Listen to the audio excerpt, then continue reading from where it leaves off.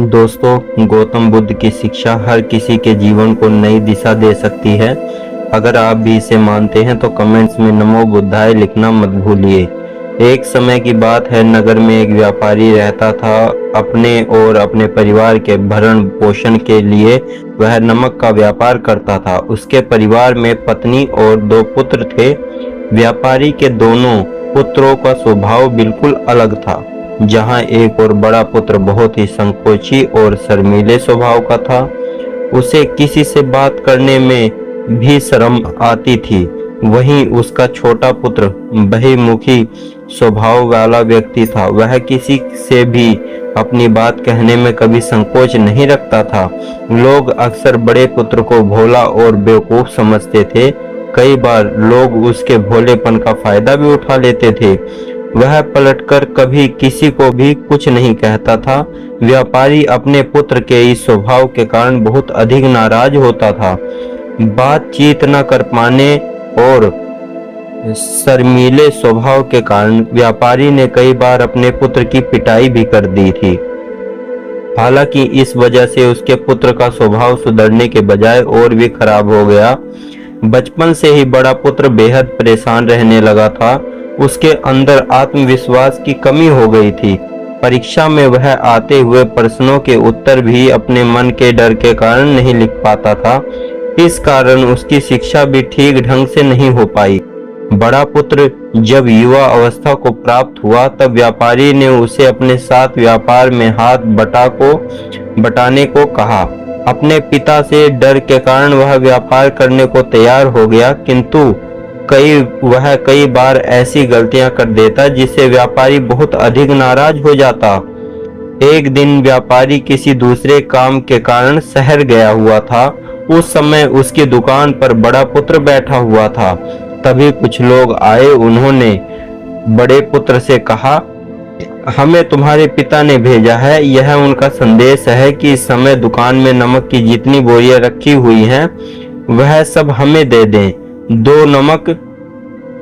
उन्होंने नमक की सभी बोरियां को शहर मंगवाया है। व्यापारी का पुत्र उसने प्रश्न पूछने की हिम्मत जुटा ही रहा था कि वे दोनों आदमी दुकान के अंदर घुस गए और दुकान में जितनी भी नमक की बोरियां रखी थी सबको तांगे में रखा और लेकर चले गए। व्यापारी के पुत्र ने उन्हें रोकने का प्रयास किया, किंतु संकोच और शर्मीलेपन के कारण वह उन्हें कुछ नहीं कह पाया। उसने मन ही मन सोचा कि यदि मैं इन्हें नमक ले जाने से रोकूं तो पिताजी मुझ पर नाराज होंगे। कुछ समय बाद जब व्यापारी शहर से वापस आया तो खाली दुकानदार की दुकान देखकर उसने अपने पुत्र से प्रश्न किया कि नमक की बोरियां कहाँ गई?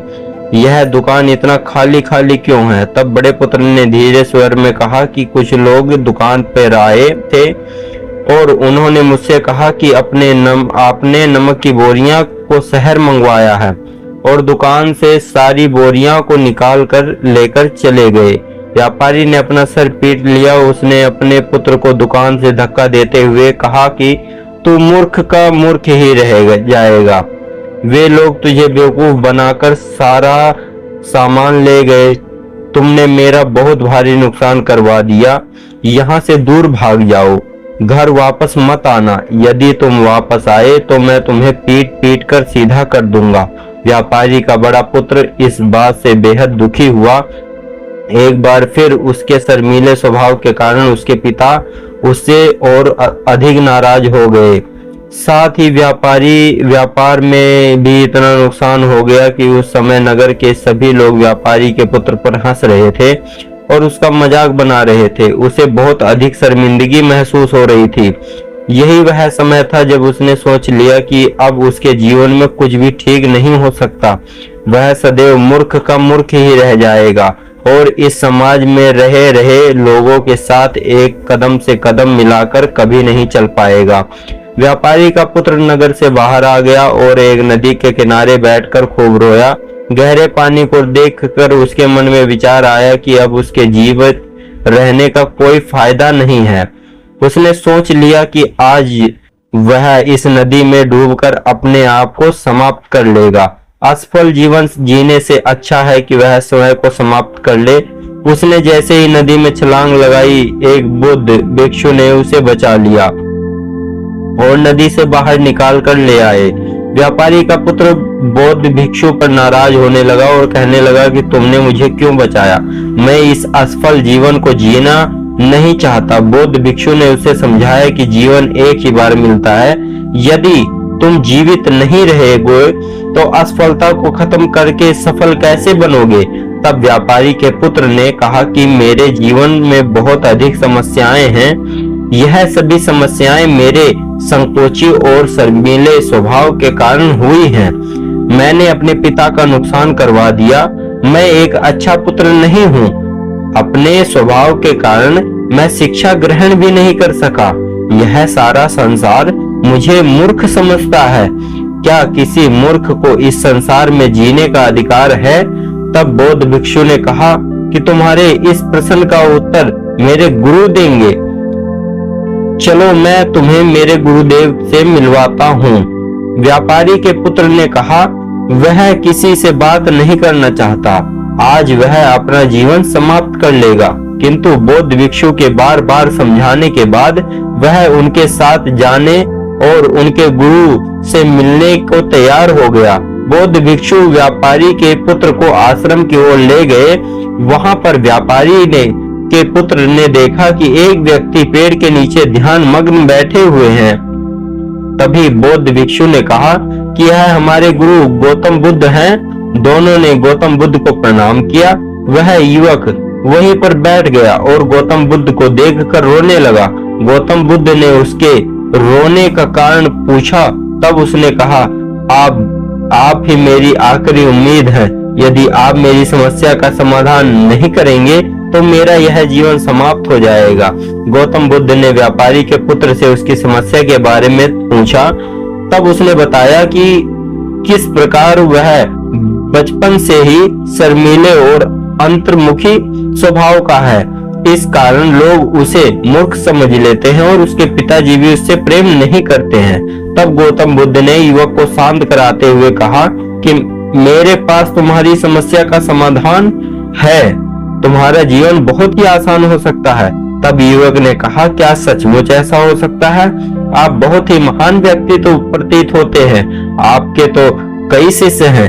हे गुरुदेव, मैं भी आपका शिष्य बनना चाहता हूँ। क्या आप मुझे अपने शिष्य के रूप में स्वीकार करेंगे? गौतम बुद्ध ने कहा हाँ अवश्य। युवक ने कहा कि ठीक है गुरुदेव, अब मुझे वह उपाय बताइए जिससे कि मेरा जीवन बदल जाए।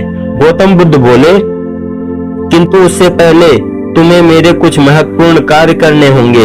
यदि तुम मेरा यह कार्य करो तब मैं तुम्हें कुछ ऐसे उपाय बताऊंगा जिनके कारण तुम्हारे जीवन में सब कुछ ठीक हो जाएगा और तुम्हारे पिता भी तुम पे प्रसन्न रहेंगे। गौतम बुद्ध ने उस युवक को कहा आज से 3 दिन बाद मैं तुम्हें ऐसे उपाय बताऊंगा जिससे तुम्हारे जीवन बदल जाएगा।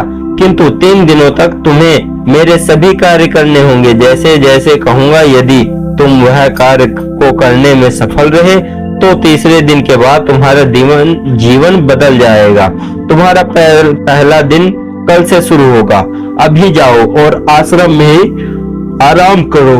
अगले दिन व्यापारी का पुत्र गौतम बुद्ध के पास पहुंचा और कहा हे गुरुदेव, मुझे पहले दिन का कार्य बताइए।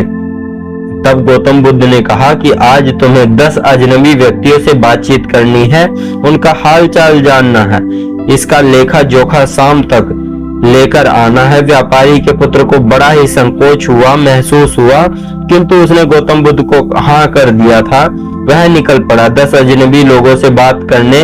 शुरू में उसे बहुत अधिक संकोच हुआ। कई लोग तो डांट कर भगा देते। उसके सामने अपना जीवन बदलने का यही एक उपाय था। आखिरकार कोशिश करते हुए उसने 10 अजनबी लोगों के नाम, उनके व्यापार का लेखा जोखा प्राप्त कर लिया। शाम को जब वह गौतम बुद्ध के पास पहुंचा तो प्रसन्नता के साथ उसने गौतम बुद्ध को बताया कि आज वह कार्य करने में उसने सही ढंग से पूरा कर लिया है। कुछ लोग तो उसके मित्र भी बन गए हैं। दूसरे दिन वह गौतम बुद्ध के पास पहुंचा। तब गौतम बुद्ध ने कहा आज का कार्य तुम आश्रम में रह रहे 10 शिष्यों को संबोधित करते हुए उन्हें जल के उपयोग के विषय में पढ़ाओगे। गौतम बुद्ध की बात सुनकर व्यापारी का पुत्र हक्का बक्का रह गया। उसने कहा कि आप मुझे किस प्रकार का कार्य करवा रहे हैं? मैं अपनी शिक्षा ठीक से पूरी नहीं कर पाया, मैं यह कार्य नहीं कर पाऊंगा। तब गौतम बुद्ध ने कहा, ठीक है, तब मैं तुम्हें उपाय भी नहीं बताऊंगा। व्यापारी के पुत्र ने प्रार्थना करते हुए कहा, आप मेरी शिक्षा अधूरी है, फिर मैं किस प्रकार बालकों को शिक्षा दे सकता हूँ? गौतम बुद्ध ने मुस्कुराते हुए कहा, यह सिर्फ मैं जानता हूँ कि तुम्हारी शिक्षा अधूरी है, वे बालक नहीं जानते। तुम रोज अपने जीवन में जल का उपयोग करते हो, यही सब बातें जाकर उन बालकों को बतानी है।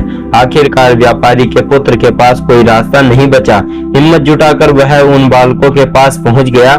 शुरू में तो उसके हाथ पैर कांप रहे थे, किंतु आखिरकार उसने जल की विशेषताओं के बारे में बताना प्रारंभ कर दिया। उसने बालकों को जल की 5 विशेषताएं बताई और जल्द ही वहां से भाग गया। गौतम बुद्ध के पास आकर उसने कहा, बहुत अधिक डर लग रहा है, किंतु मैंने बालकों को जल की 5 विशेषताएं बता दी हैं। गौतम बुद्ध ने कहा कि जो एक बार कोशिश करके आओ। व्यापारी का पुत्र ने एक बार फिर हिम्मत जुटाई और बालकों को जल के विषय में पढ़ाना शुरू किया। इस बार व्यापारी के पुत्र को बिल्कुल डर नहीं लगा, पूरे आत्मविश्वास के साथ बालकों को शिक्षा दी। तब गौतम बुद्ध ने युवक को उसकी शिक्षा देने की नीति की वजह से उसकी प्रशंसा करते हुए कहा कि तुम अवश्य ही साहसी। गौतम बुद्ध से शाबाशी सुनकर वह युवक बहुत अधिक प्रसन्न हुआ। युवक तीसरे दिन जब गौतम बुद्ध के पास गया तो गौतम बुद्ध ने उससे कहा, आज का कार्य तुम्हें थोड़ा अजीब लग सकता है, किंतु तुम्हें अपने पिता से मिलने जाना है। गौतम बुद्ध की यह बात सुनकर वह युवक बहुत अधिक डर गया। उसने कहा कि नहीं नहीं, मैं अपने पिता के सामने नहीं जाऊंगा। गौतम बुद्ध ने कहा, ठीक है, तब मैं तुम्हें उपाय नहीं बताऊंगा।